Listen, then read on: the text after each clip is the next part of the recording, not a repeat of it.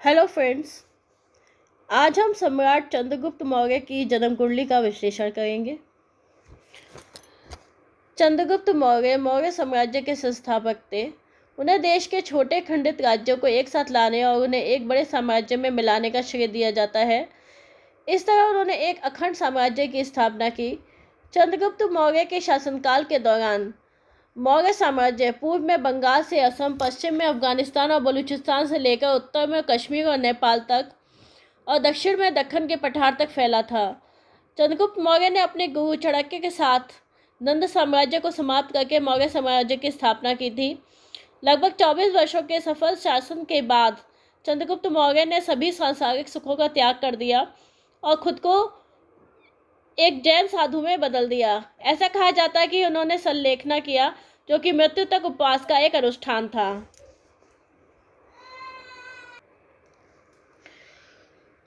चंद्रगुप्त मौर्य का जन्म 340 ईसा पूर्व में पाटलिपुत्र में हुआ था। इनका शासनकाल 321 ईसा पूर्व से 298 ईसा पूर्व तक रहा। इनकी दो पत्नियों का उल्लेख मिलता है। पहली थी दुर्दगा, दूसरी थी हेलेना। इनके पिता का नाम सर्वात सिद्धि और माता का नाम मुगा था।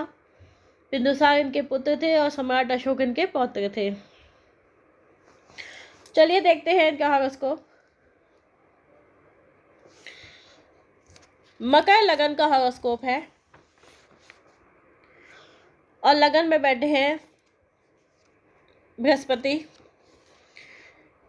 गुरु बृहस्पति जो है वो मकर लगन में नीच के होते हैं, जो कि बताते हैं कि जातक की जन्म के समय स्थिति ठीक नहीं थी, आर्थिक स्थिति भी ठीक नहीं थी और शारीरिक रूप से भी जातक कमजोर था।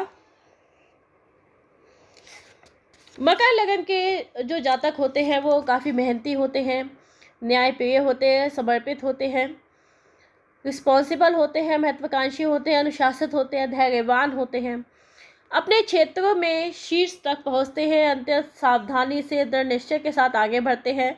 इनकी संकल्प शक्ति बहुत मजबूत होती है। लक्ष्य को पाने उसमें प्रगति समृद्धि को ये कड़ी मेहनत करते हैं। शॉर्टकट इनको पसंद नहीं होते हैं, क्योंकि ये अपने काम के प्रति समर्पित होते हैं। तो ये थोड़े रूखे व्यवहार के, कठोर और अहंकारी भी माने जाते हैं, पर ये वास्तव में काफ़ी विनम्र होते हैं। कैसी भी उलझनों या सुलझा लेते हैं। काफ़ी प्रैक्टिकल इनका एटीट्यूड होता है। बचपन में काफ़ी स्लो होते हैं, ये इनका प्रोग्रेस काफ़ी स्लो होता है, लेकिन किशोरावस्था में ये बहुत तेज़ी से बढ़ते हैं।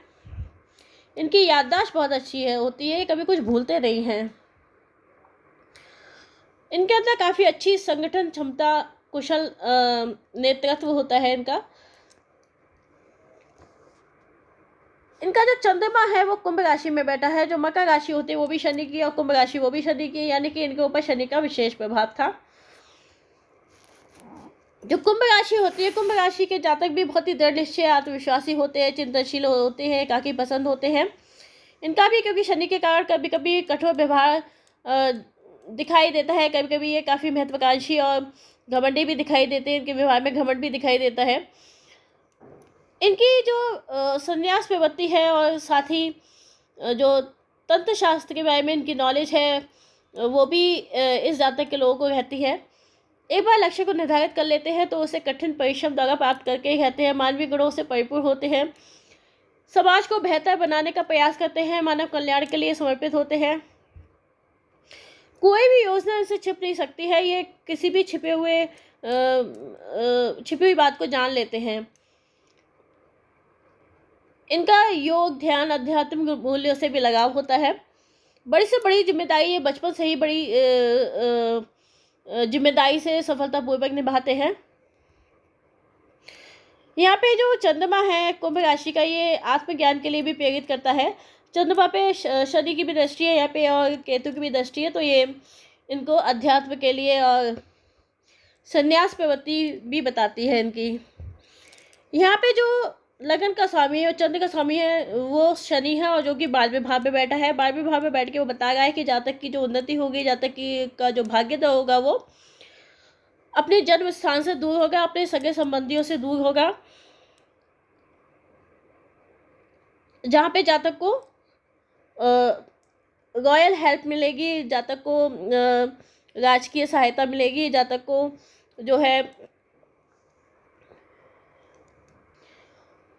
यहाँ पे जो जातक है वो अपने जन्म स्थान से दूर प्रगति करता है, प्रोग्रेस करता है। वहाँ जातक को जब अपने जन्म स्थान से दूर जाता है तो वहाँ पे जातक को जो है मान सम्मान भी मिलता है, रॉयल हेल्प भी मिलती है, उसको एजुकेशन भी मिलती है। यहाँ पे सेकंड हाउस में जो चंद्र होता है वो जो है क्योंकि सेकंड हाउस में जो चंद्रमा होता है उच्च का होता है, तो यहाँ पे चंद्र की स्थिति हाउस वाइज तो ठीक है।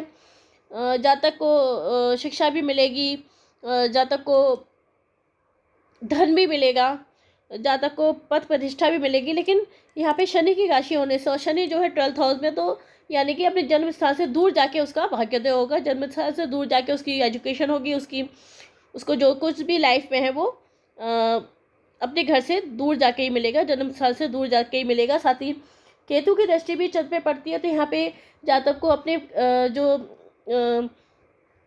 ब्लड रिलेटिव्स हैं उनसे दूर रहना पड़ेगा, जातक को अपना घर छोड़ना पड़ेगा, घर परिवार छोड़ना पड़ेगा, तभी वो कुछ कर सकता है। यहाँ पे जो है बृहस्पति का शनि के साथ परिवर्तन योग है, और परिवर्तन से पहले यहाँ पे शनि की और सूर्य की और बुध की जो युति है वो पिता के लिए ठीक नहीं है, क्योंकि सूर्य पे राहु का भी प्रभाव आ जाता है और मंगल के त्रिकोण में सूर्य आ जाता है और शनि साथ में है, तो पिता की मृत्यु इनके जन्म से पहले ही हो चुकी थी।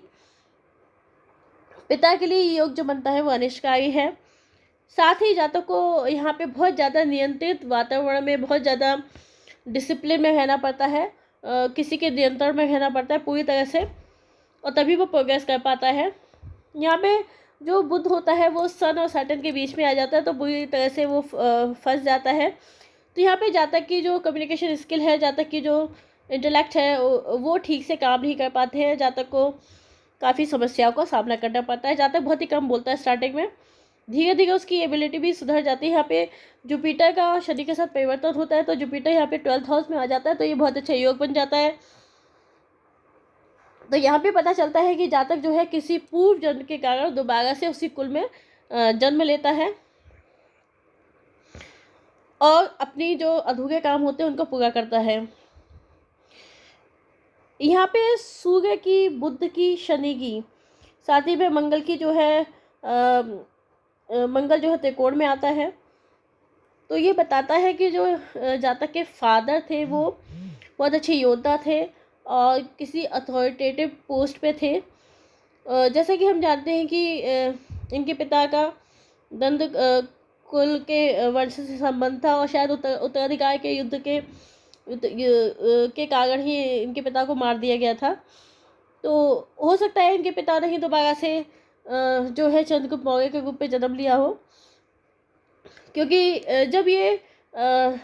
जब जुपिटर 11 साल बाद यहाँ पे आएगा, 12th हाउस में आएगा, तब यहाँ पे परिवर्तन योग लागू होगा और जातक को यहाँ पे चाणक्य मिल जाते हैं, आचार्य चाणक्य मिल जाते हैं, जो कि उनका बिल्कुल यहाँ पे भाग्योदय हो जाता है। क्योंकि जुपिटर सैटर्न जब भी मिलते हैं तो ये एक भाग्योदय योग बनाते हैं, धर्म का अधिपति योग बनाते हैं। जातक जो होता है, जो भी अभियान जो होता है, जो भी उद्देश्य होता है, जो भी लक्ष्य होता है, उसमें सफलता प्राप्त करता है। जातक का भाग्य हमेशा उसको साथ देता है, जातक को हर चीज़ प्राप्त होती है अपनी लाइफ में, जो भी वो कार्य करना चाहता है, जो भी वो काम हाथ में लेता है उसमें सफलता प्राप्त होती है। यहाँ पे जातक को गुरुजनों का, रेस्पेक्टेड लोगों का साथ मिल जाता है, जो कि उसको मदद करते हैं हर तरह से। तो इस तरह से यहाँ पे बहुत अच्छा योग बन जाता है परिवर्तन के बाद, और जातक की स्थिति एकदम बदल जाती है। कहाँ जातक एकदम गरीबी में पैदा हुआ था और इतने डरे हुए माहौल में पैदा हुआ था, जहाँ से उसकी धन संपदा सब छीन ली गई थी, पिता को मार दिया गया था। माता के भी जो मृत्यु है वो 10वें साल में हो गई थी, कि जब जुपिटर यहाँ पे 10वें साल में आता है, 10वें घर में, तो यहाँ पे वीनस का केतु का चंद्र से संबंध बनता है, जो कि माता के लिए अनिष्टकारी है।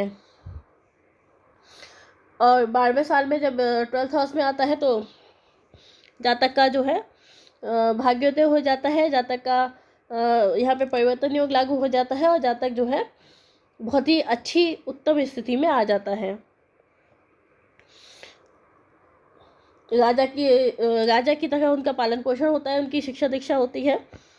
लेकिन यहाँ पे जातक को एक नियंत्रित वातावरण में रहना होता है और अपनी शिक्षा पे ध्यान देना होता है, क्योंकि शनि प्रधान राशि हैं दोनों ही। मैं जैसे कि मैंने बताया कि लगन है और जो चंद्रमा है दोनों ही शनि प्रधान राशियों में, तो जातक के अंदर इतना धीरज होता है, इतना धैर्य होता है और इतना मन लगा के और वो जो भी शिक्षा होता है उसको ग्रहण करता है। यहाँ पे सूर्य बुध और मंगल का जो योग बनता है वो जातक को बहुत ही बहादुर, बहुत ही दृढ़ निश्चयी, पराक्रमी, साहसी और इंटेलिजेंट बना देता है। इससे जातक जो है जो भी अभियान हाथ में लेता है उनमें सफलता प्राप्त करता है। यहाँ पे शनि की स्थिति के कारण कभी कभी उनको, शनि और राहु का भी प्रभाव है, तो कभी कभी उनको असफलता भी देखनी पड़ी, लेकिन उन्होंने फिर से अपनी जो गलतियाँ हैं उनको रिमूव किया और उसमें सुधार किया और फिर से उन्होंने वो कार्य किया, फिर उनको उसमें सफलता प्राप्त हुई।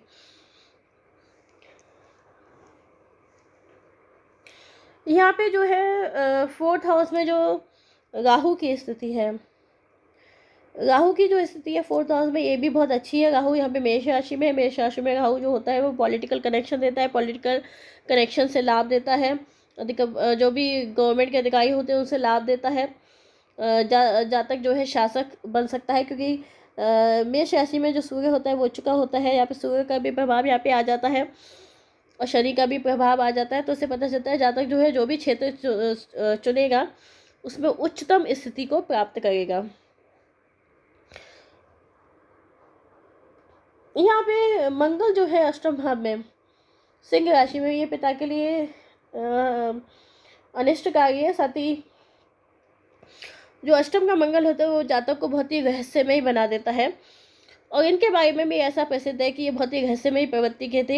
एक बार ये युद्ध अभियान से लौटे थे, एक जंगल में आराम कर गए थे, वहाँ पे एक शेर आया और सभी ने सोचा अब तो शेर तो राजा को खा जाएगा, लेकिन उसने इनको कुछ भी नहीं किया, बस इनका पसीना चाट के चला गया। तो ये बहुत ही रहस्यमयी प्रवृत्ति के होते हैं, इनके बारे में कुछ भी जानना बड़ा ही मुश्किल होता है, लेकिन ये जो है हर किसी के बारे में सब कुछ जान लेते हैं। इनकी अंतर्दृष्टि इतनी ज़्यादा तेज होती है, इतनी मजबूत होती है कि ये इनसे कुछ भी छुप नहीं सकता है। तो ये बहुत ही चतुर, चालाक, होशियार होते हैं। 10th हाउस में वीनस केतु की जो स्थिति है, वीनस जो है 10th हाउस में यहाँ पे मालव्य महापुरुष योग का निर्माण कर गया है, जो कि जातक को हर तरह की प्रॉस्पेरिटी देता है, पत्नी, संतान, सबका सुख देता है, पारिवारिक सुख देता है। लेकिन केतु की स्थिति के कारण जातक जो है उस जो भी सुख समृद्धि उसको प्राप्त होती है उसको एंजॉय नहीं कर पाता है। यहाँ पे चंद्र पे भी जो है केतु का प्रभाव आता है, तो इससे पता चलता है कि जातक को मिलता सब कुछ है लेकिन वो एंजॉय नहीं कर पाता है लाइफ में। जातक का जो नेचर होता है काफ़ी ड्राई टाइप का हो जाता है और जातक जो है अध्यात्म की ओर प्रवृत्त होता है। पर क्योंकि यहाँ पे जब परिवर्तन होगा तो लगन में भी शश महापुरुष योग बन जाता है और 10th में भी मालव्य महापुरुष योग है, तो दो महापुरुष योग है, तो इनका रिजल्ट भी जातक को मिलता है। उसके बाद एक सीमा तक ही, एक तय समय सीमा तक ही इनका रिजल्ट मिलता है। उसके बाद जातक जो है अध्यात्म की ओर प्रवृत्त हो जाता है। यहाँ पे जो है शश महापुरुष योग है, मालव्य महापुरुष योग है, इसके अलावा जो है तीनों विपरीत राजयोग भी हैं, जो कि षष्ठम भाव से, अष्टम भाव से और द्वादश भाव से बनता है। तीनों महापुरुष योग है। यहाँ पे तीनों विपरीत राजयोग हैं, सूर्य से, बुध से और गुरु से जो बनता है। गुरु परिवर्तन करके जब 12th हाउस में जाएगा तो ये भी विपरीत राजयोग का निर्माण करेगा और शनि जब परिवर्तन करके लगन में आएगा तो ये भी महापुरुष योग का निर्माण करेगा। इस तरह से ये कुंडली काफ़ी स्ट्रांग हो जाती है और इसीलिए इनको जो है एक चाणक्य जैसे गुरु ने यहाँ पे जब परिवर्तन होता है तो गुरु मिल जाते हैं इनको 12th हाउस में, और चाणक्य जैसे गुरु ने किस तरह से इनकी ज़िंदगी बदल दी, किस तरह से इनको एक सामान्य स्तर से एक शासक के पद तक पहुंचा दिया, ये हम देख सकते हैं आसानी से। यहाँ पे जैसा कि बताया जाता है कि इन्होंने जो है इनका जो वीनस केतु का योग है 10th हाउस में, वो वीनस यहाँ पे जो है योग कारक भी है, साथ ही जो है 5th हाउस का लॉर्ड भी है। तो यहाँ पे इनको पत्नी का और संतान का सुख तो मिलता है, लेकिन उसमें भी काफ़ी कमी रहती है। जैसे कि पत्नी की जो है मृत्यु बहुत जल्दी हो जाती है। जब पहली संतान को ये जन्म देने वाली थी तभी इनकी मृत्यु हो गई थी, क्योंकि इन्होंने पॉइजन वाला खाना खा लिया था। क्योंकि चंद्रगुप्त मौर्य को हमेशा से ही मृत्यु भय लगा रहता था, तो इस कारण अचानक चढ़ा के उनको थोड़ा थोड़ा जहर खाने में देते थे, ताकि उनकी बॉडी यूज टू हो जाए जहर के लिए। और जब भी कोई उनको मारने की कोशिश करे, जहर दे के मारने की कोशिश करे, तो जहर का असर उनके ऊपर ज़्यादा ना हो, इसलिए वो उनके खाने में जहर मिलाते थे। लेकिन एक बार गलती से उनकी पत्नी ने वो खाना खा लिया, उनके बॉडी में जहर फैल गया। उस समय वो प्रेग्नेंट थी, तो अचानक चाणक्य ने उनके गर्भ में जो बच्चा पल रहा था उसको बचाने के लिए गर्भ को निकाल लिया। तो इस तरह से इनकी पत्नी की मृत्यु हो जाती है यहाँ पे गर्भावस्था के दौरान। और जो इनकी संतान है वो भी जब ये लगभग संतान शायद 20 साल की गई होगी, ये अपना राजपाट सब उसको सौंप के और संन्यास ले लिया उन्होंने। और जैसा कि कहा जाता है कि इन्होंने संलेखना किया, जो कि मृत्यु तक का उपवास होता है।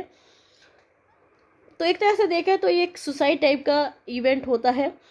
तो यहाँ पे जो चंद्र पर शनि का प्रभाव है, मंगल का प्रभाव है, केतु का प्रभाव है, ये सभी जो है बताते हैं कि जातक किस तरह से सुसाइड कर सकता है। क्योंकि सुसाइड के लिए एक व्यक्ति के अंदर बहुत ज़्यादा साहस की ज़रूरत होती है। अपनी ज़िंदगी को समाप्त करना कोई छोटा मोटा काम नहीं होता। तो यहाँ पे मंगल पे देखिए राहु का प्रभाव आता है, जो कि व्यक्ति को दुस्साहस देता है। साहस नहीं कहेंगे, इसे दुस्साहस कहेंगे। यहाँ पे सूर्य पे भी राहु का प्रभाव होता है। तो जातक की जो आत्मा होती है वो भी कहीं ना कहीं पीड़ित होती है यहाँ पे शनि से और राहु से। यहाँ पे चंद्र पे जैसा कि हमको पता है केतु का प्रभाव है, शनि का प्रभाव है। तो यहाँ पे इस तरह से समझ में आता है कि जातक ने खुद अपने जीवन को समाप्त किया। यहाँ पे जो बृहस्पति है, जब परिवर्तन करके 12th हाउस में जाएगा, जब उसका संबंध बनेगा राहु से और मंगल से, जो कि अगस्त योग को भी बताते हैं। और मरकरी पे भी राहु का, बुध है जो उस पे भी राहु का प्रभाव आता है, जो कि बताता है जातक जो है गलत निर्णय भी ले सकता है। सुसाइड जैसा, संलेखना जैसा कोई गलत निर्णय भी ले सकता है।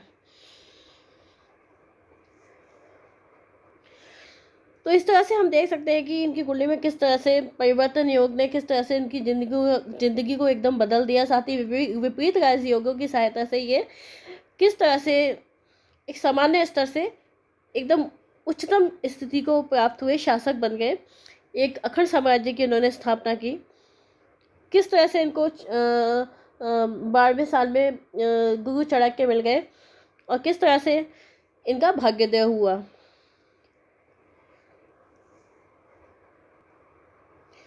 तो फ्रेंड्स, ये थी सम्राट चंद्रगुप्त मौर्य की जन्म कुंडली। अगर आपको ये वीडियो पसंद आया तो इसे लाइक करना मत भूलिएगा। Thank you.